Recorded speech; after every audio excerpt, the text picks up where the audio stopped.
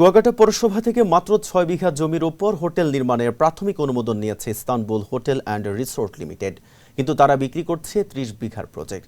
সেই শেয়ারও আবার প্রাথমিক অনুমোদনের অন্তত ৬ মাস আগেই বিক্রি শুরু করে প্রতিষ্ঠানটি। অন্যদিকে এই প্রকল্পের জন্য ৬ বিঘার বাইরে কিছু জমি বায়না করা হয়েছে, তবে বায়না করা সেই জমিতেও রয়েছে মামলা জটিলতা। এজন্য তা বিক্রির উপর নিষেধাজ্ঞা দিয়েছেন বরিশাল বিভাগীয় কমিশনার। বিস্তারিত দেখুন জাকারিয়া নুরির প্রতিবেদনে। মাসুদ সাইদি এমপি তখন কিভাবে তারা মনে করে কিনা যে কিভাবে কি এই জমিতে প্রতিষ্ঠান করতে আছে, কি করতে আছে, তার কাগজপত্র কি ঠিক আছে না ঠিক আছে সেটা যাচাই না করে মানে প্রতিষ্ঠান করতে আছে। বাংলাদেশ সরকারের কাছে আমি সুস্থ বিচার দাবি চাই। মামলা থাকার পরও গায়ের জোরে জমি দখল করছে প্রভাবশালীরা। এশিয়া পোস্টের কাছে এমন অভিযোগ করেছেন কুয়াকাটার হাড়িপাড়া রাখাইনপল্লীর বাসিন্দা বোচান। দেয়ালে পিঠ থেকে যাওয়ায় গত ২১ এপ্রিল কলাপাড়া প্রেস ক্লাবে এ নিয়ে সংবাদ সম্মেলন করেন রাখাইনপল্লীর বাসিন্দারা।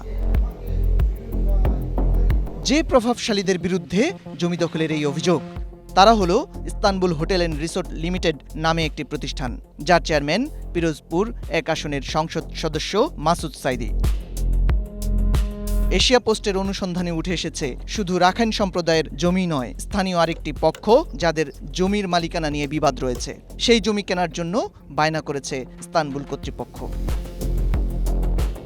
দলিলপত্র পর্যালোচনা করে দেখা যায় ১৬ জনের কাছ থেকে গেল বছর সেপ্টেম্বরে ১৭.৫৫৯ বিঘা জমি বায়না রেজিস্ট্রি করে ইস্তানবুল হোটেল। তবে ওই জমি নিজেদের দাবি করে পটুয়াখালী যুগ্ম জেলা জজ আদালতে মামলা করেন স্থানীয় ৪ বাসিন্দা।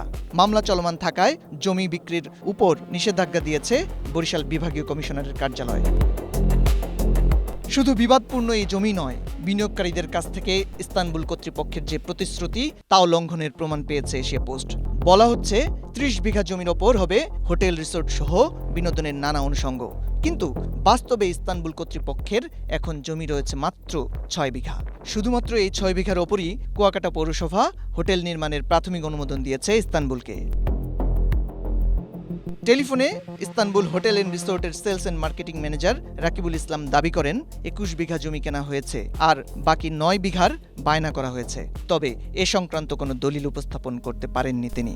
আমি বলছি ৭ একর পর্যন্ত, ৭ একরে যত বিঘা হয় বা যত কাটা হয় ততটুকু পর্যন্ত আগে বাউন্ডারি যাক, আর বাকি যে ৩ একরের যেটা প্রসেসিং আছে এ বিষয়ে জানতে ইস্তানবুল হোটেল অ্যান্ড রিসোর্ট লিমিটেডের ব্যবস্থাপনা পরিচালক ডিএম আমদাদুল হক দাবি করেন, এখন পর্যন্ত ১৯ একর বা ৫৭ বিঘা জমি কেনা হয়েছে।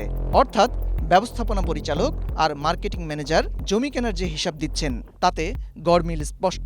আমাদের ১০ একর জায়গা নেওয়ার কথা, সেখানে আমরা প্রায় ১৯ একরের জায়গার মতো জায়গা নিয়েছি। আমরা ম্যাক্সিমাম সাবকবলামূলের দলিল রয়েছে, আর কিছু আছে বায়না রেজিস্ট্রি।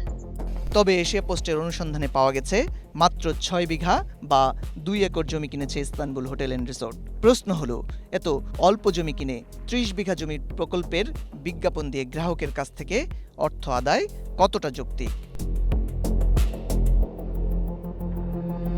জাকারিয়া নুরি, এশিয়া পোস্ট, ঢাকা।